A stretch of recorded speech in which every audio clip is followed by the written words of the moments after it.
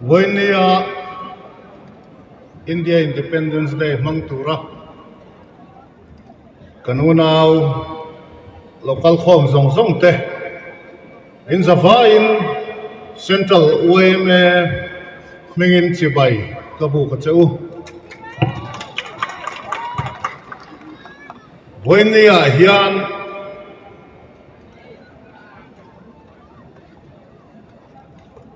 Manipur Sarkar te Meitei te Palakdan hian Mizoram mipui te hi kan ril ruana kan unaw te intor na hi kan tor pui chewa kan tor na kan ngai ni hi ka sai do ni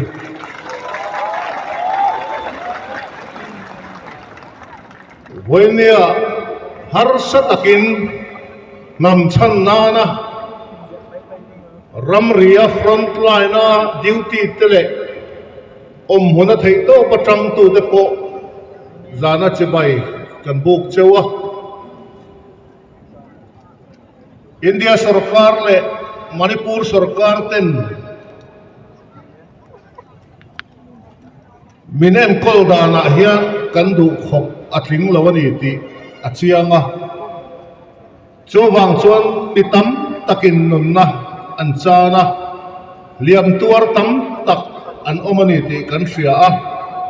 voinia nunna chan te zong song po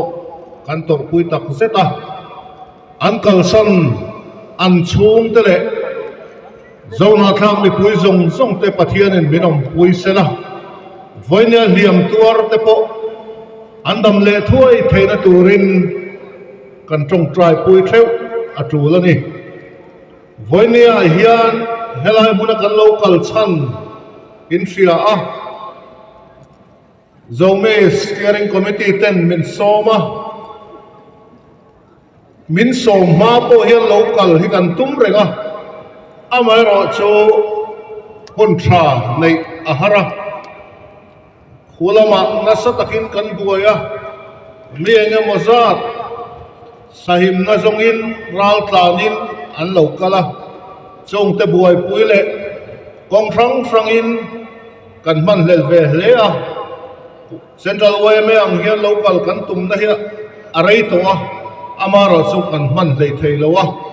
voinia kan in mukhom thei hi lo mom ka ti a voinia hian Central UME na kan du ber chu khovel mun franga mizo na tha omte British sarkar in min lo thiar frante ram ria wang te min lo da frante hi unaw kan ni in fetar zelin in pum khatnat thatak thuk tak tisen zom khat kan ni na nei thar leila ti hi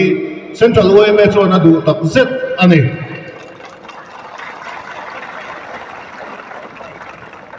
voinia hian helai mun lamka chunga cheng te po tu mai nen frang lova unaw kan ni na hria a achibil le anam bil angakal lowa mizo nam kan ni na hian chianga in lungrol takakal turin kadu chewa chumi ti theilo te chu laka chuan voinia hian kan tran ruala kan endong po ngain ka hria chawang chuan voinia hian kan lungrual na kan in pum khat na kan unity dal tu zong te hi pai thangam turin voinia hian mi pui te ka som du chawani voinia kan ka len spread administration po hi nei te rengila tun din muna kan din hi chuan kan nei kara hian ke mani hi kan indo ma lang ti chiang reng mai chu mizoram tanga po kan ron thir dana ni amuna pheicho ke ni ai din chiang don cho vai voinia hian homu in pum khatam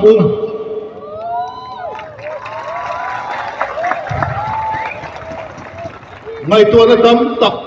in sen to ti ka hria tun huna po front line toy te kan vakala kang vaya te kan vakala kan duty te ha zia te reom taka thosi le ruwa puikara mani nam channana an duty te muin nuk awul takzet ani voinia hian mizo pa chuan kan vai bel don kan se ke rap ani ti kan riat a thome chu wang chuan enga tinge enge molan sarduna mi mala oma keimani awanga kan nam pui kan unau te ne kan in do ti te po hingai tu a hun to ni na kan du wang mai te po he ne mai lo mo ka ti ka soi du mana sang ni chau kum khan reng kaya HYW tele central way me te join conference kan nei to a chu ta po chuan kan soi to a unau vet kan ni a ho in sui khom ang u ti te in kan soma chu ta po chuan mi pui lam hi chuan kan du nima asala hruai tu bor ten engemo awang yan kan phal thin lo chu wangin voinia hian sa thak tu kan nei zong zong hruai tu rual zinga ko a omani chuan sa tha ila nang le ke hi khovel min muaka din chua theina tur ka survival ka khelna tur chuan keima hi chu number 2 ka indanga ka nam mi number 1 na ka dang tingam mi puite ka som du chu ne voinia hian